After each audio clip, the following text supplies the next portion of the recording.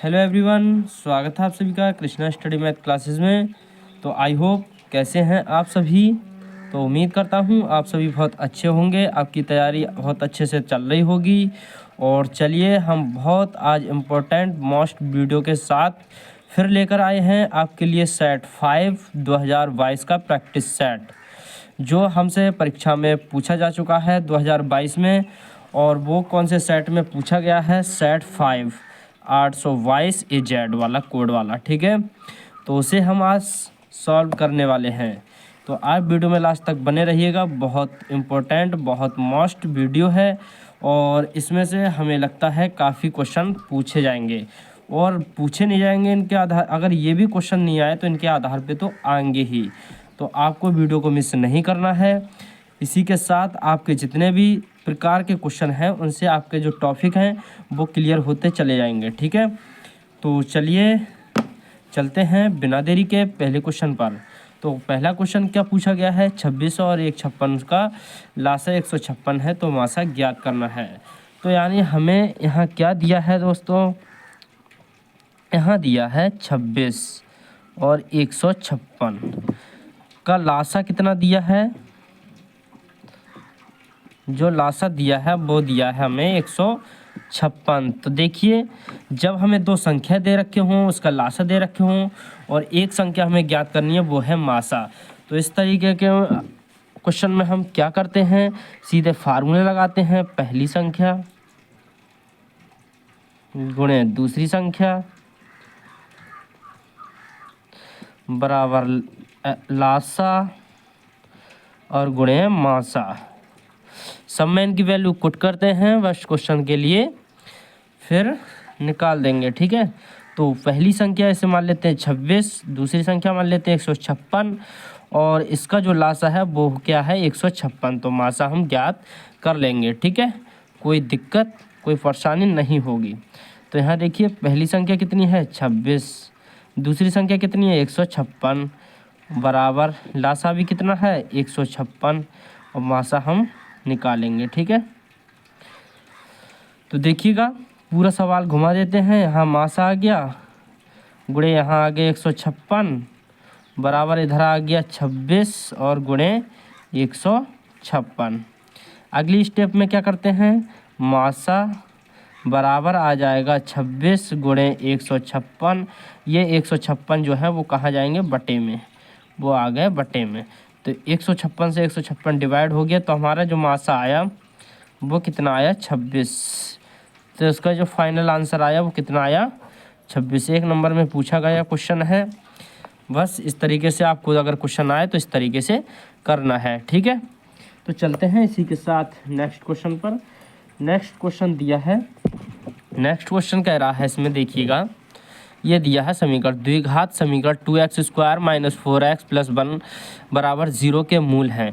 देखिए यदि वीडियो आपकी क्लीन नहीं दिख रही है तो वीडियो क्वालिटी को अच्छा कर लीजिए, जिससे आपको वीडियो बिल्कुल क्लीन दिखेगी, ठीक है।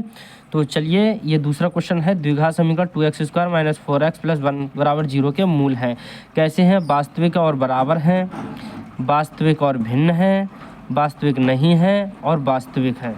तो चलिए सबसे पहले द्विघात समीकरण लिखते हैं हम। यहाँ लिखते हैं दो घात समीकरण,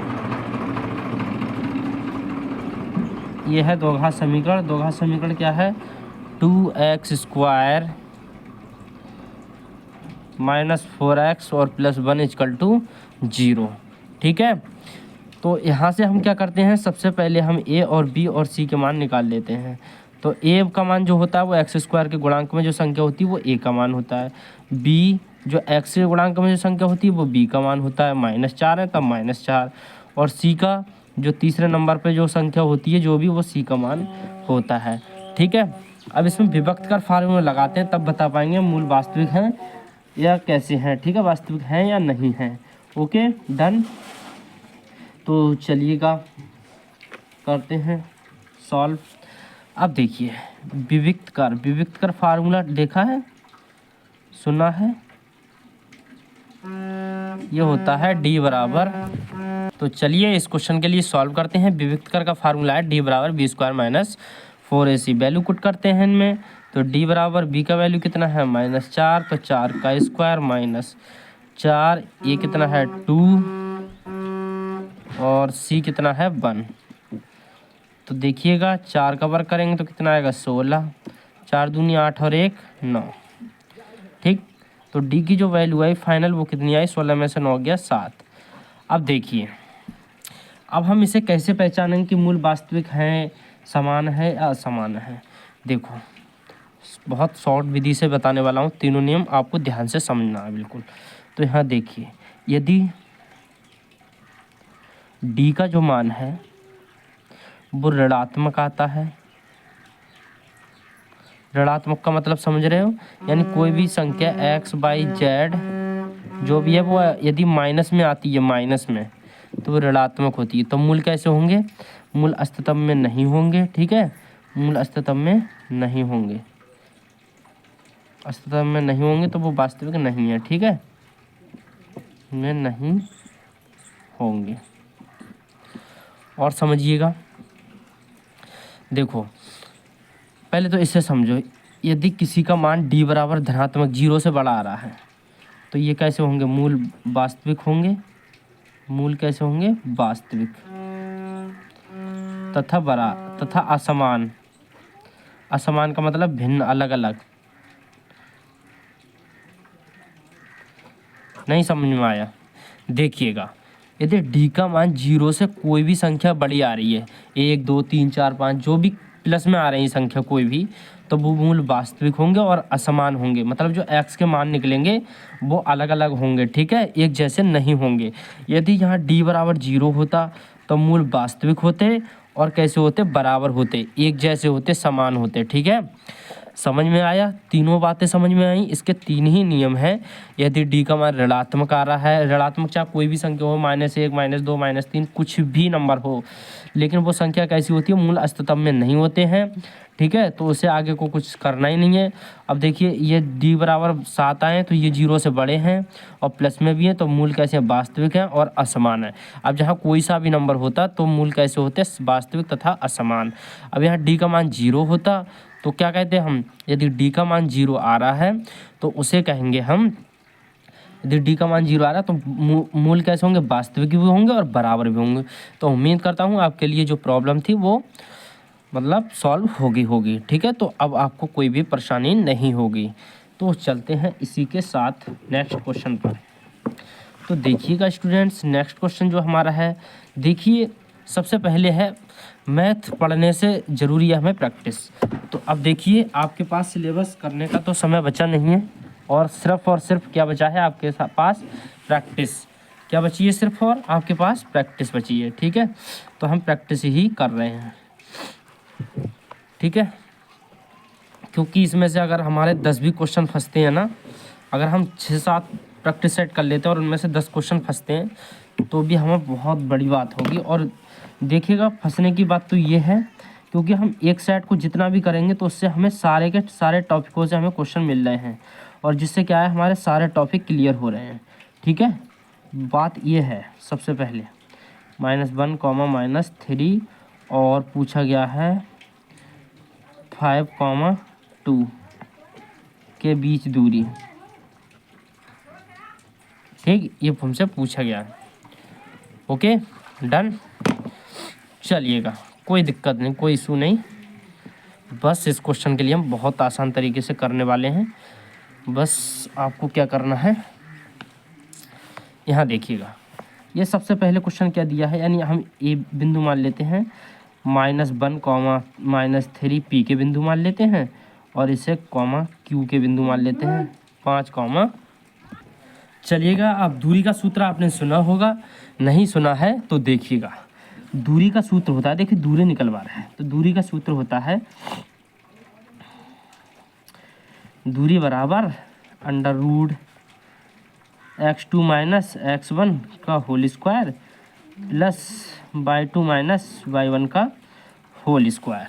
ओके, अब देखिएगा इसमें हम नामकरण कर देते हैं, ये x1 और ये y1, x2 और ये y2। ठीक है, बस इसमें वैल्यू रखते हैं √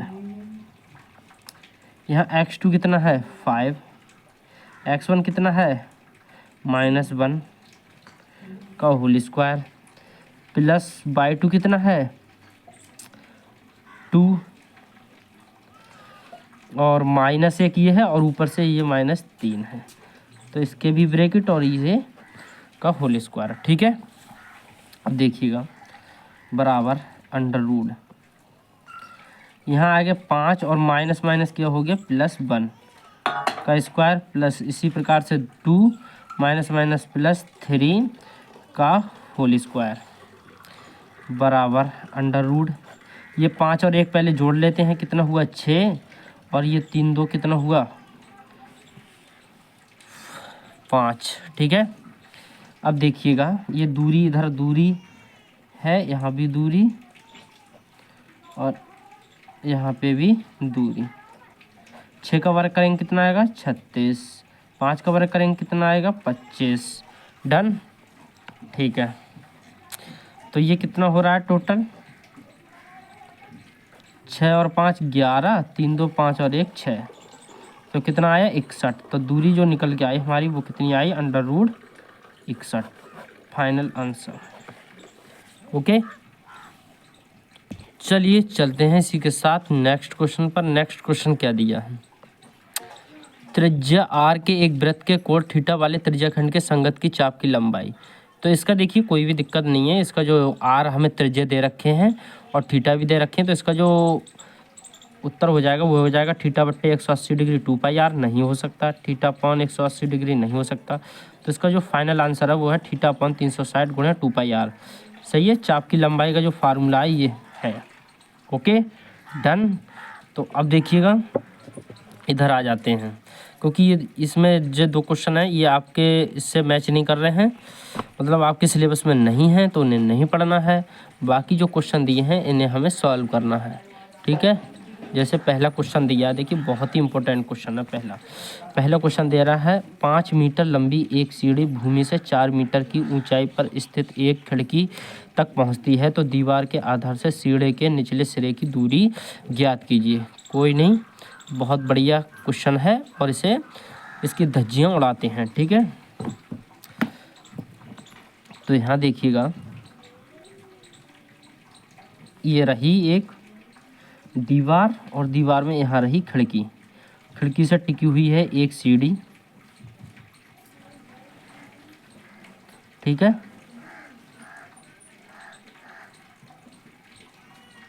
ये है एक सीढ़ी टिकी हुई, तो इसकी ये है सीढ़ी बना देते हैं, ये है सीढ़ी। ठीक है, अब इसका नाम दे देते हैं, ये एक त्रिभुज की आकृति का बनना ए बी और ये सी।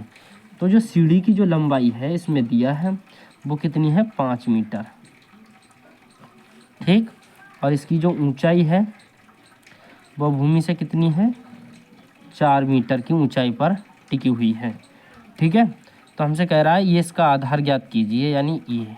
ओके डन, कोई दिक्कत नहीं, कोई प्रॉब्लम नहीं, बढ़िया क्वेश्चन है, इसके लिए मिस नहीं करेंगे। तो यहाँ देखिए हल करते हैं। इसे दिया है सीढ़ी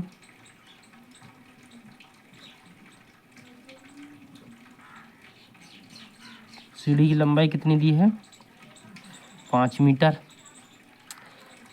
ऊंचाई कितनी दी है दीवार की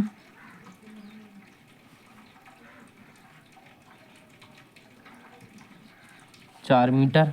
अब देखिए इसमें क्या करेंगे हम, थीटा तो दिया नहीं है तो हमें क्या करना है, ये निकालना है, तो इसमें हम पाइथागोरस प्रमेय लगा देते हैं। पाइथागोरस प्रमेय लगाने के बाद ये इसका हमारा आंसर आ जाएगा। ठीक है, तो देखिए यहाँ 90 डिग्री का कोण बनना है, तो इसके सामने की भुजा कर्ण और ये लंब, तो आधार हम आसानी से ज्ञात कर पाएंगे। तो यहाँ देखिए यहाँ लगाते हैं त्रिभुज ABC में पाइथागोरस प्रमेय से, पाइथागोरस प्रमेय से क्या होता है पाइथागोरस प्रमेय, कर्ण का स्क्वायर बराबर लंब का स्क्वायर प्लस आधार का स्क्वायर। तो कर्ण कितना है 5 का स्क्वायर, लंब कितना है 4 का स्क्वायर, आधार का स्क्वायर। 5 का वर्ग करेंगे कितना आएगा 25, 4 का वर्ग करेंगे कितना आएगा 16, यहाँ आ जाएगा आधार का स्क्वायर। अब यहाँ से क्या करेंगे 25 माइनस 16, ये प्लस के 16 इधर लेके आए माइनस के हो गए, और यहाँ क्या बचा आधार का स्क्वायर। 25 में से 16 गया कितना बचा, इधर कर लेते हैं, देखिए 25 में से 16 गया 9 बचा, और यहाँ आ गया आधार का स्क्वायर। 9 किसका वर्ग है 3 का, तो 3 का स्क्वायर, और यहाँ आ जाएगा आधार का स्क्वायर। स्क्वायर से स्क्वायर ख़त्म, तो जो हमारा आधार निकल गया आया वो कितना आया 3, और आधार हमने क्या माना था x बराबर 3 मीटर। ठीक है, कैसा लगा क्वेश्चन, बहुत बढ़िया लगा होगा उम्मीद करता हूँ, और परीक्षा की दृष्टि से इम्पोर्टेंट भी है।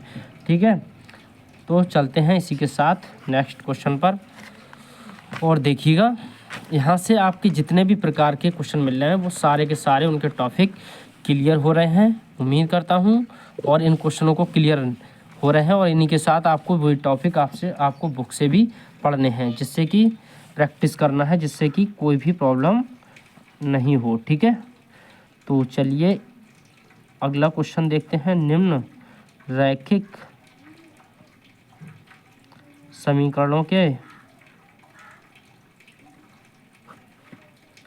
युग्म को हल करना है हमें। ठीक है, बहुत ही इम्पोर्टेंट क्वेश्चन है, और इन्हें देखिए धज्जियाँ उड़ाते हैं इनकी।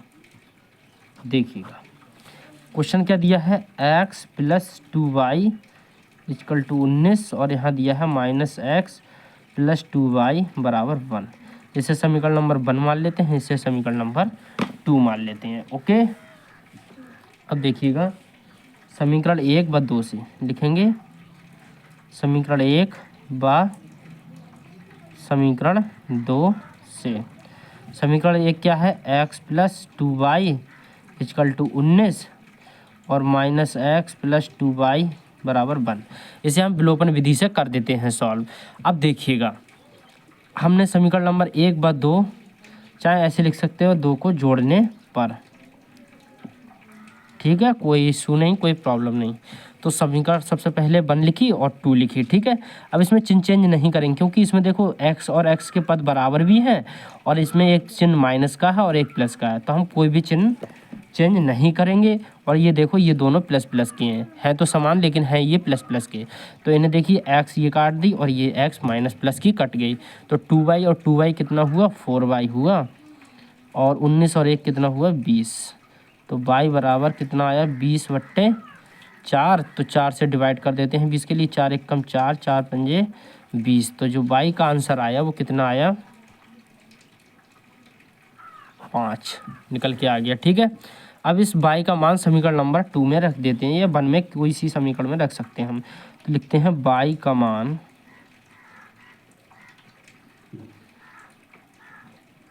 समीकरण 1 में रखने पर, 1 क्या है डियर, 1 समीकरण है x + 2y 19, तो यहाँ से आता है x + 2 और y का मान कितना है 5 = 19, तो यहाँ आ गया x 5 दूनी 10 और यहाँ आ गया 19। ओके, तो x बराबर 19 प्लस के 10 उधर गए, किसके हो गए माइनस के, तो x बराबर कितना आया 9। तो y का मान आ गया कितना 5 और x का मान कितना आ गया 9। बस बहुत सिंपल क्वेश्चन था और बढ़िया क्वेश्चन था, और इससे आपका क्या है विलोपन विधि भी क्लियर हो गई होगी। तो चलिए उम्मीद करता हूँ कोई भी क्वेश्चन में दिक्कत नहीं हुई होगी। ठीक है, तो देखते हैं अगला क्वेश्चन क्या है।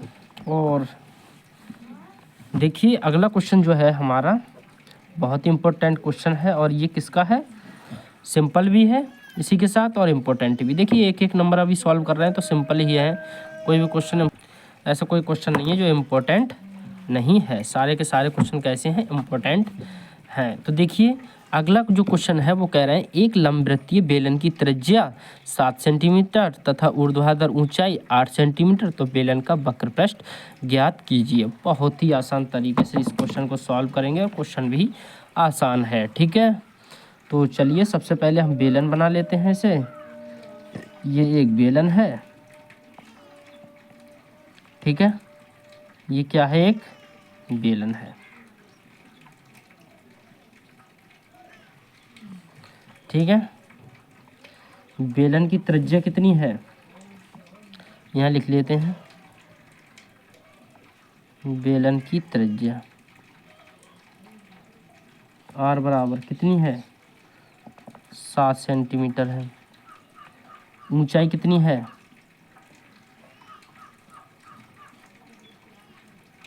8 सेंटीमीटर। बस सॉल्व करते हैं। ठीक है, तो यहाँ से करते हैं हल। दिया है बेलन की त्रिज्या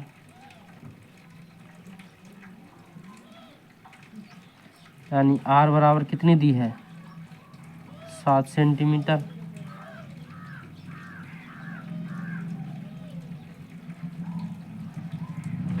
बेलन की ऊंचाई यानी h बराबर कितनी दी है, 8 सेंटीमीटर। तब हमें क्या याद करना है, बेलन का वक्र पृष्ठ क्या होता है, 2πr/h। ठीक है, क्या होता है, 2πr/h। तो 2π का मान कितना होता है, 22/7 गुणे r कितना दिया है, 7 और h कितना दिया है, 8। ओके, 7 से 7 कैंसिल और इन सब की क्या 2 गुणे 22 और 8 तीनों की गुणा करते हैं। 22 दूनी 44, 44 गुणे 8, 8 चौक 32, 8 चौक 32, 3 कितना आया, 35 सेंटीमीटर स्क्वायर। तो इसका जो फाइनल आंसर आया वो कितना आया, 352 सेंटीमीटर स्क्वायर। ठीक है,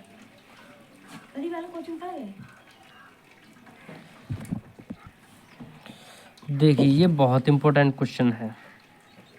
बिंदु P के बिंदु कितने, -4,6, ए के बिंदु कितने, -6,10 और बी के कितने हैं, 3,-8। ठीक है, को मिलाने वाले रेखाखंड को किस अनुपात में विभाजित करता है।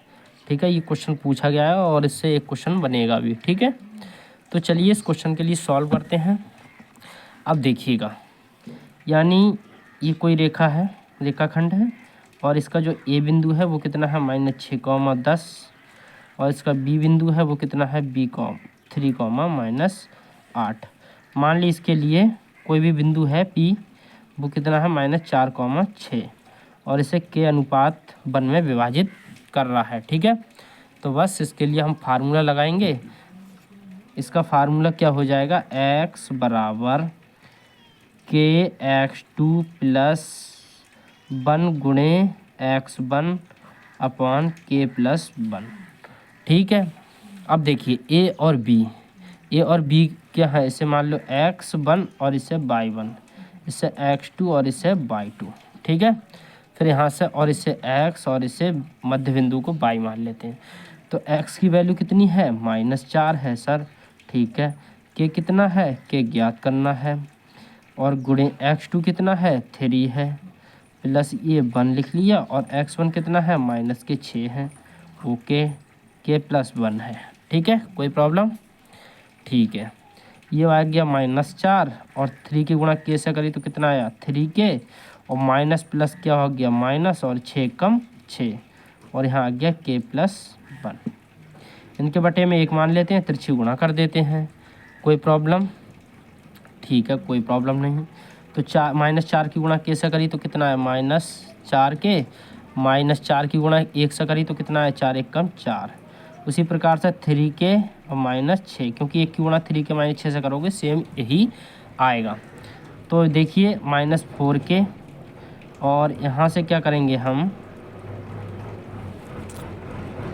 देखिएगा -3k इधर लेके आओ, माइनस के हो गए प्लस के और यहाँ -6 के 4 किसके हो गए, प्लस के 4। ठीक है, तो -4 और -3 कितना हुआ, -7 और 6 में से 4 गया, -2 बचे, माइनस क्या हो गया, प्लस। तो इम्प्लाइज दैट के बराबर कितना आ गया, 7 2/7। ठीक है, तो इसका आंसर क्या आया, 2:7। ठीक, ये तो हमारा x से निकल आया। अब y से भी तो निकाल के देखते हैं कितना आ रहा है।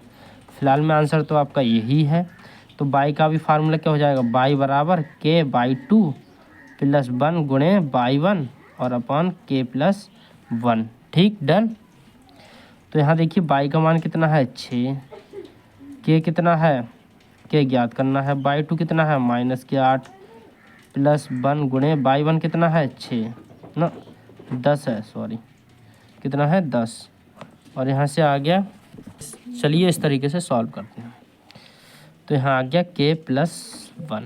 ठीक, तो यहाँ आ गया 6 और माइनस 8 की गुणा कैसे करिए तो कितना आया माइनस के 8 के प्लस के 10 और यहाँ आ गया के प्लस 1। अब देखिए तिरछी गुणा कर देते हैं इनके, तो 6 के आ गया और 6 की गुणा 1 से करिए तो कितना आया 6 कम 6 माइनस के 8 के आ गया